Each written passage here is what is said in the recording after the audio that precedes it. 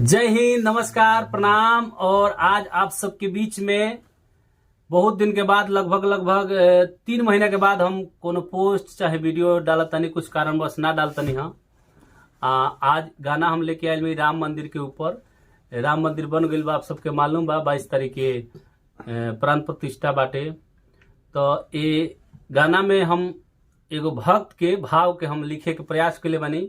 आप सबके पहले गाना सुने लोगन आ कमेंट में बताए लोग कैसा लागल हो। कि गह गह करे पूरा अयोध्या नगारवा बन गईले, गह गह करे पूरा अयोध्या नगारवा बन गईले। अरे बन गईले हमारा राम जी के घरवा बन गईले, हमारा राम जी के घरवा बन गईले।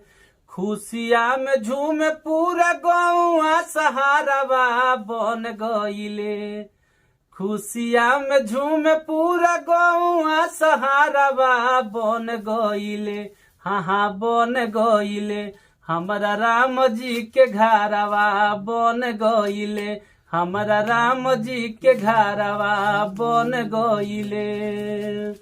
कि मचल देखो सोर बाटे सगरो जहानवा, अरे पूरा हो गईले हमारे सोचल सपनवा। मचल देखो सोर बाटे सगरो जहानवा, पूरा हो गईले हमारे सोचल सपनवा। अरे चार ओर गूंज ताटे हरि जी के नारवा बन गईले, कि चार ओर गूंज ताटे हरि जी के नारवा बन गईले। अरे बन गईले हमारा राम जी के घरवा बन गईले, हमारा राम जी के घरवा बन गईले।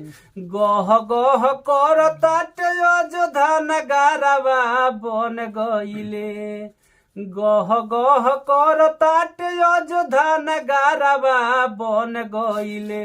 अरे बन गईले हमारा राम जी के घरवा बन गईले, हमारा राम जी के घरवा बन गईले।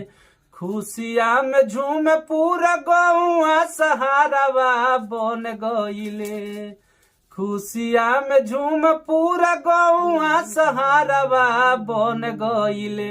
अरे बन गईले हमारा राम जी के घरवा बन गईले, हमारा राम जी के घरवा बन गईले, हमारा राम जी के घरवा बन गईले, हमारा राम जी के घरवा बन गईले।